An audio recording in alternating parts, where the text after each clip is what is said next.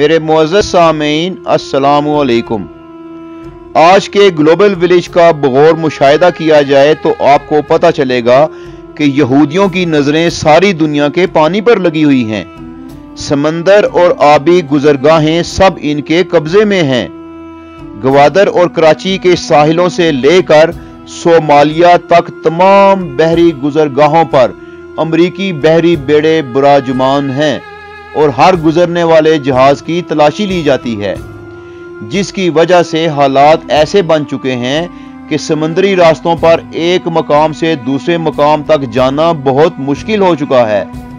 इसके अलावा हर मुल्क के अंदर बहने वाले छोटे बड़े दरियाओं बल्कि पहाड़ी चश्मों और नदी नालों पर भी इनकी गहरी नजर है और इन सब पर कब्जा करने की इन्होंने पूरी हिकमत अमली तैयार कर रखी है।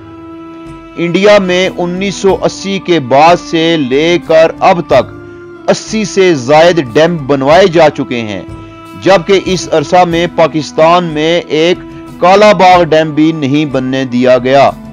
हमारे दरियाओं का पानी इंडिया के हाथों में दे दिया गया है ताकि वो जब चाहे सैलाबी पानी के रेले छोड़कर पाकिस्तान को नुकसान पहुंचाए और जब चाहे पानी रोककर पाकिस्तान के दुनिया का बेहतरीन नहरी निजाम को बंजर कर डाले। मुअज़्ज़ज़ सामीन, आप देख रहे हैं दस्तक टीवी की सीरीज क्या कयामत करीब है की किस्त नंबर 26। लेकिन आपने अगर अभी तक हमारा चैनल सब्सक्राइब नहीं किया तो पहले उसे सब्सक्राइब कर लें और साथ ही बेल आइकन प्रेस कर लें ताकि आपको हमारी मजीद अपडेट्स मिलती रहें। मेरे मुअज़्ज़ज़ सामीन, यहूदी अब दुनिया में किल्लते आब का मसला पैदा कर रहे हैं। इनका कहना यह है कि कुदरती पानी मुज़रे सेहत है, जबकि मिनरल वाटर सेहत के लिए मुफीद है। और क्यों ना हो, क्योंकि मिनरल वाटर के जरिए एक तरफ ये अरबों डॉलर कमा रहे हैं और दूसरी तरफ दुनिया की अजनास और पानी अपने कब्जे में कर रहे हैं, ताकि जब इनका बादशाह दज्जाल दुनिया में आए तो सारी दुनिया की खुराक और पानी इसके कब्जा में हो। मुअज़्ज़ज़ सामीन, आलमी मुहक्किकीन का कहना है कि इस वक्त दुनिया के साफ मीठे कुदरती पानियों पर कब्जा किया जा रहा है। कुछ कौमें पहाड़ों की तरफ खुसूसी तवज्जो कर रही हैं, जहां कुदरती चश्मे, पहाड़ी नदी नाले और दरिया बहते हों। इनकी ये कोशिश है कि पीने वाला आम साफ पानी लोगों की पहुंच में न रहे और लोग मिनरल वाटर की बोतलें, ड्रम और कंटेनर इस्तेमाल करें। इसी तरह खुराक को अपने कंट्रोल में करने के लिए कुदरती ग़िज़ाओं को नाकिस बनाया जा रहा है और इसके मुकाबले में गत्ते और टीन के डिब्बों में बंद ग़िज़ाएं खाने की तरगीब दी जा रही है, जो मुज़रे सेहत नहीं होती क्योंकि वो मल्टीनेशनल कंपनियों की बनी हुई होती हैं। खुराक और पानी पर कब्जा करके ये सारी दुनिया को अपना महकूम व मोहताज करना चाहते हैं, ताकि ग्लोबल विलेज पर ये लोग मुस्तकबिल में बिला शिरकत गैर हुक्मरानी करें। मेरे मुअज़्ज़ज़ सामीन, अब हम आपको थोड़ा बहुत इंसानी क्लोनिंग के बारे में बताते हैं।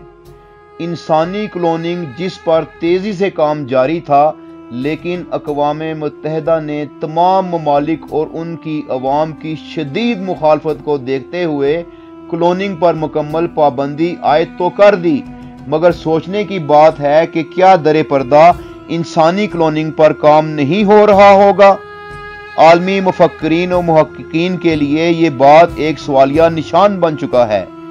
इंसानी क्लोनिंग के प्रोसेस के मुताबिक कोई औरत अपनी मर्जी की शक्ल का इंसान पैदा कर सकती है, यानी आपके जिस्म के खुलिये से बिल्कुल आपका हम शक्ल इंसान पैदा किया जाएगा और इसमें जिस इंसान के जिस्म का DNA डाला जाए उसकी हरकत और सकनात, आदात और तबीयत उस इंसान वाली होंगी जिसका DNA लिया गया हो और फिर इस पैदा होने वाले इंसान के खुलिया से उसी शक्ल का एक तीसरा इंसान पैदा किया जा सकता है।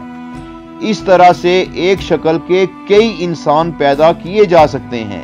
ये सब सुनकर इंसानी अकल माऊफ हो जाती है, लेकिन ये एक हकीकत है क्योंकि 1996 में اسکاٹ لینڈ میں ایک بھیڑ اپنی مرضی کے مطابق کلوننگ کے ذریعے پیدا کی گئی، جو 6 سال تک تمام بھیڑوں کی طرح زندہ رہی اور پھر طبعی موت مر گئی۔ یہ جدید شیطانی ٹیکنالوجی ان کے مسیحا دجال کے بہت کام آئے گی، اور کچھ ایسی ہی طاقتیں اس کو اللہ کے حکم سے بھی ملیں گی، جس کی وجہ سے وہ رب ہونے کا دعویٰ کرے گا اور دنیا اس پر ایمان لانے کے لیے مجبور ہو جائے گی۔ میرے معزز سامعین، آپ دیکھ رہے ہیں دستک ٹی وی۔ اب ہماری قسط نمبر 26 اپنے اختتام کو پہنچتی ہے۔ آپ سے اجازت چاہیں گے۔ اللہ نگہبان۔